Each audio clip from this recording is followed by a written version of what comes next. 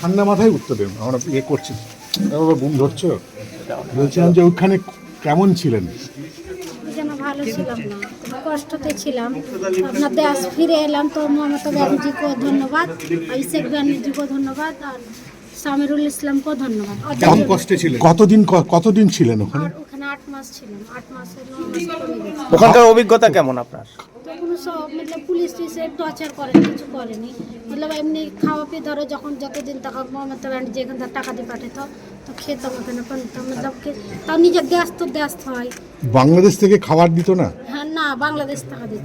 জেলে যে ছিলেন? জেলে যেমনি সবকে যে খাবার একটা দিত, জেলের খাবার তো জানি কেমন, ওই দিত, ওই খেতাম। দিল্লি পুলিশ কেমন অত্যাচার করেছিল? দিল্লির পুলিশ অনেক অত্যাচার করেছিল। আমরা ওদের এত রিকোয়েস্ট করলাম, ওদের পায়ে হাতে ধরলাম, যে এখানে বিসেফে যখন জঙ্গলে ছাড়ে ওদের পায়ে হাতে ধরলাম, তাও ওরা কোনো মতেই মানলে না, তাও আমরা জবরদস্তি জঙ্গলে ছেড়ে দিলাম। কখন ছেড়েছিল জঙ্গলে? আচ্ছা, আর কি দিল্লি যাবেন? না যাব। যে আমাদের সাথে সিউটিরা ছিল, বাচ্চারা বন্ধ হয়েছে।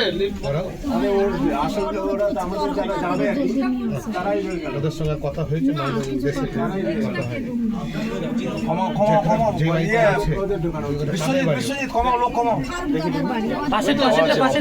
কতদিন থাকতে হবে?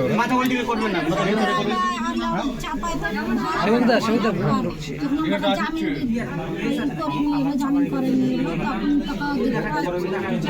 দাঁড়িয়ে আছে মনে হয়।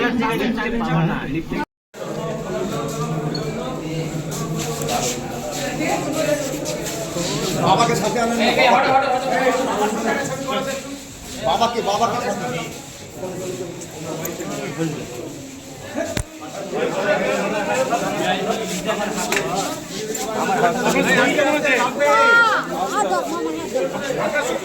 আপনার শরীর কেমন আছে?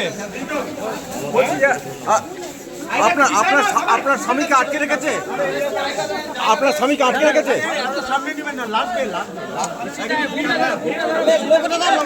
আপনার স্বামীকে আটকে রেখেছে কেন?